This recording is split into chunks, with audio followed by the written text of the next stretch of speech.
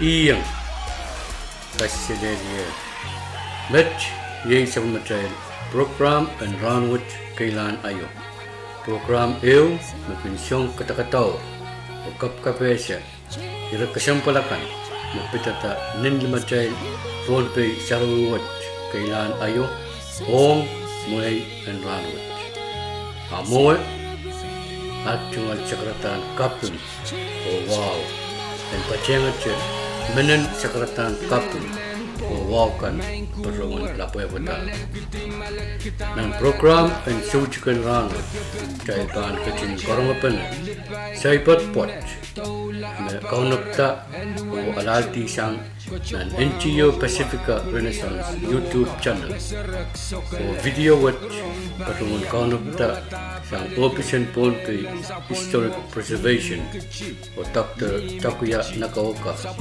Nakuya Executive Director and NGO Pasifika Renaissance Rakat o Chorus Pato ng program ng Rahnwet Keilahn ayo.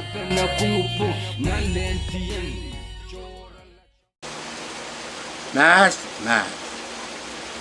dan Pohnpei kung kautagi ani silman. Ayat ada nani ko.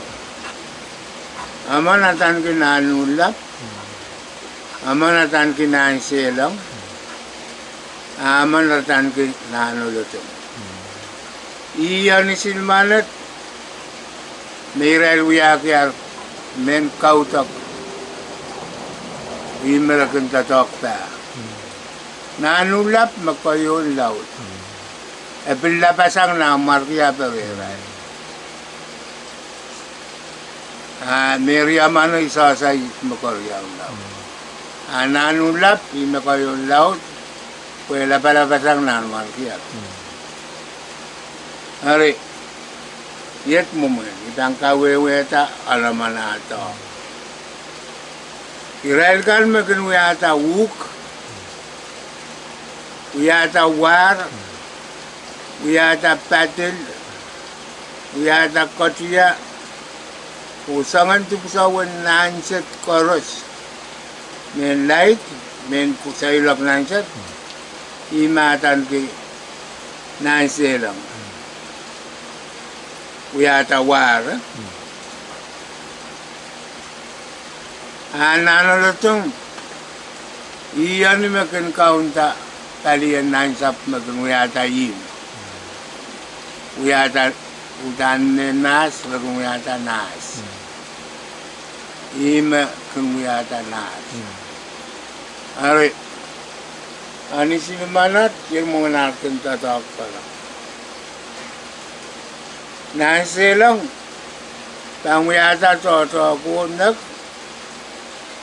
kuila nanseto, tang katoki nanulap. Railang kakalaweti. Autapan nanseto koros, yayatan ki nanulap. Marabang kalaweti, walong ito. Rabang walong ito. Iyan sa rabang tuba na yun. Nanaso, nanolotong. Nanolotong mabanut, miminan naso. Ari, ang sa umetatok panawat panwiyawi. Nasilang wiyata tatong ko. O kuila lang siya. Alamas mabanwat ko ko, toto ko, banut ko lang katoki. Walang walong ito, nanulap. Araban walong ito, nanulap, potlong na rin, nanuluto. Irahil punupun panar, wasawa. Dan karasa bago mo manar, tatok ko yun. Dan salam. Okay, ukpat raban wiyata. Iyayinan silang raban wiyata uko. The warpot. Abanak, masa ko ibang kula light cup ko. Araban light cup ko. Tama sa ikati ko koros. Mabang kulong ito. Yay nanulap. Inanulap maraban wado. Okay. light cup dengan ekis kasaya. Imera kalap light cup gemas war o uk. Araban light, payung light matang wiawi. Kirailkan katan ke lightin palang. Lightos to kan goyang sobay di. Wewe ke light wo ban wiaw ragan met ragan wiatrap ragan raban so na rai lugo. Mon light ka po. Amaso, watan lightin palang. Rabang kulan light, kaprelo ko to, ne ko ang alpanaynay. Te kumbaga baray, isma ba niyang kabasalay ito lakap. Ito ben light maganwiyaw. Iyatan light ito, lightin palang. Arabahan ko to, Irail nene yang korail mamu nak, kulait lakap ang wiyaw kulang sobay din. O isma wiyata tipsaw. Irail ko, temasan mga mamu ko, kawe light. Ikarapawat malay din palang wiyaw. Okay, ramban manta, tapta light, light cup mo. Muman wiya pan light maragan wiya wak pasang. Ibabagi aman sound light. Ay great grandfather. May last name di Peter. Patanula Peter. Ulmanat men palang. Puto kausalan pin, pabautan pin kausalayan. May mau yang story mas all may. Asa yata uko nak iya pananaikan light din balang. O nak aprap light ki sobay. Ari tuan ay wewe ki ay wrong story and laida.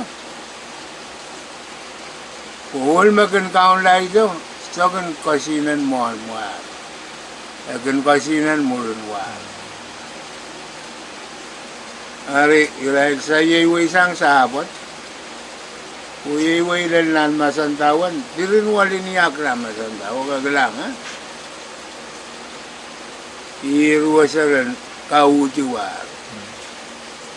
Kauti. Pala punta liyo. Pati yata naroon sa to. Ikita nimala. Renta talaset. Nimala sa talaset to nak. Kobreti ang tayang.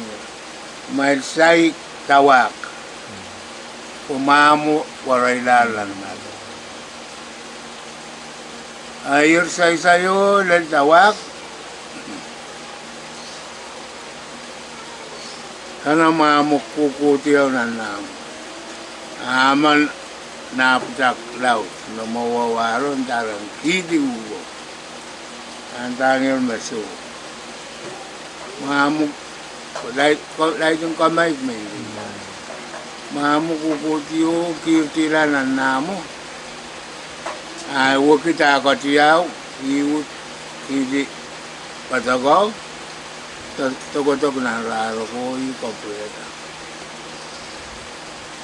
Ama mo pulang-pulanta.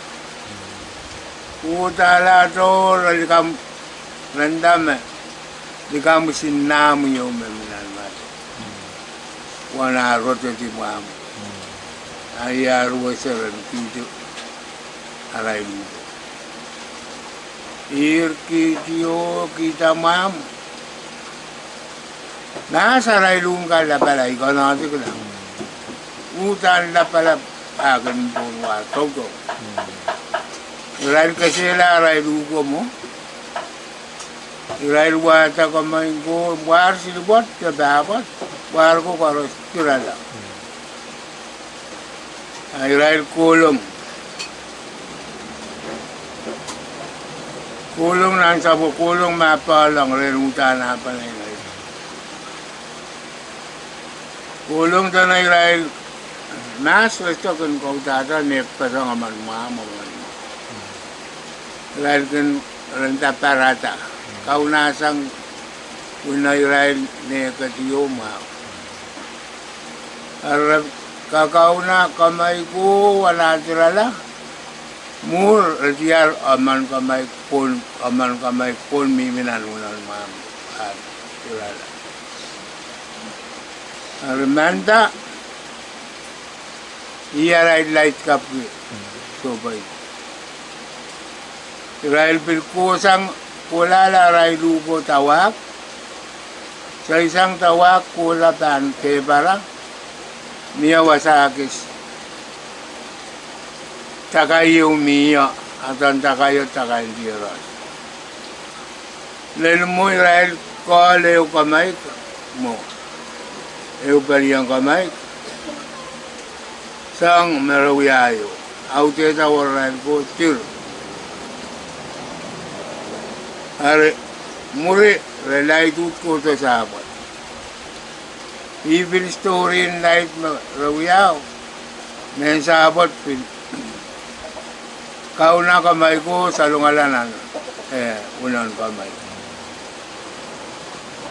Ari ko sa yamat pen agis sa wasa kawewe moman.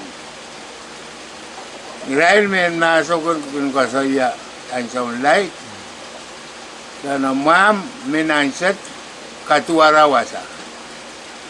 Yet wewe. Mam menanset wewe ke tama bang kabasa Israel. Makabasa kabasin light ban kaselan mam ban tur. Makabasin nila ito sa kalakan, aban ito donok ma. Wewe ke kabasin nila ito ko pilkaselet, nila ito ko momun. Ari, niyan sa marabangkin kulong, walong mamlanas, rabang kulong, kikiti mam kukula o, nak, tunan mom yung lang ata tao kagengkelang light cup yung tunan mom lang ata tao iya tunan mom mo paywar ari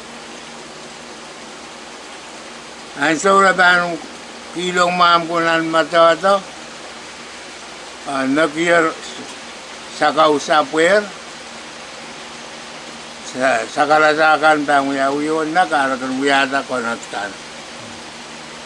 Israel ban aron mom sa mawiti ikakan wiyata may kitigal. Nabang kita sang tulan mom tapa langata aram pagwawi mam ko. Nag o nene wiyaw. Pukata konat sa ko isngokan matampung pukata. Win makabasala ito konrail ba miya unak tunan mo memitao utano yakin ko yang isme simasata ugo te isme pala tawaro naralait ka buyo ikonan labo tunan mo malangalang ba paywaro lanat sila subay di ka kanger pukutaral ko yang aking paywaro bil kanger. Mawiyata uk tawar suto karay.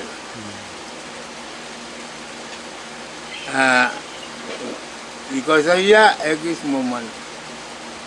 Ani ka magdahil ka utagi o manaray tatok pa na o iwasaran tu pa na ya nanas.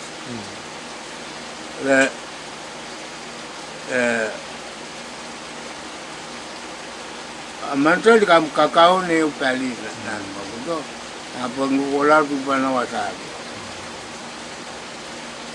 amoy ala labata kis kasayat po Yasa me ban surala.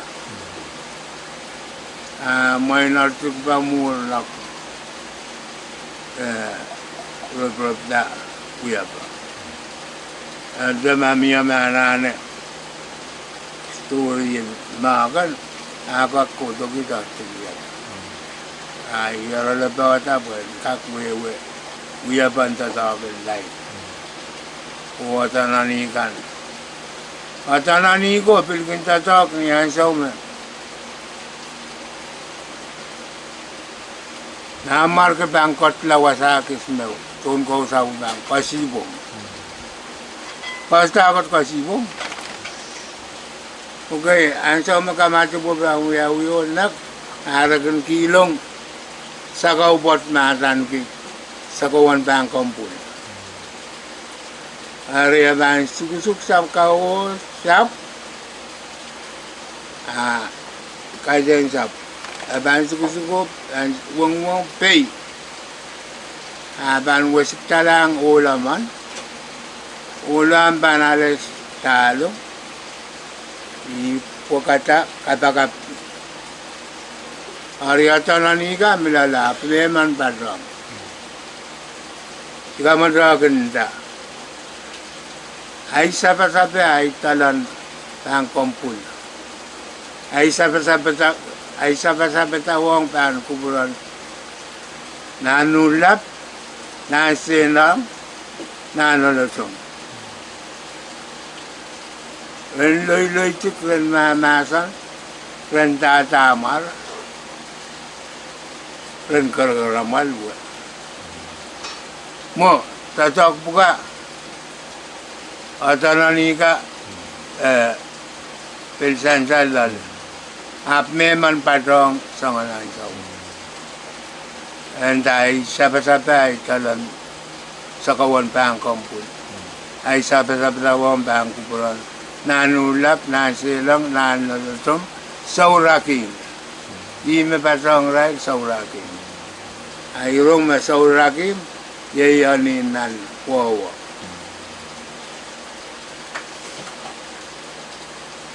Ari, ibilbaan mo di patak.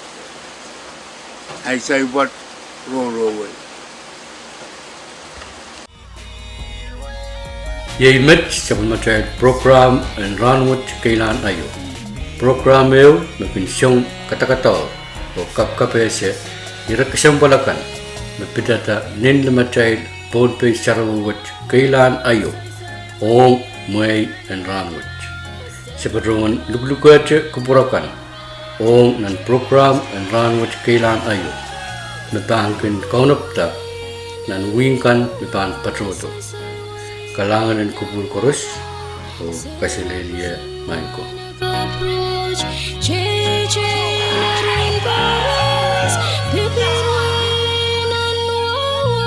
Say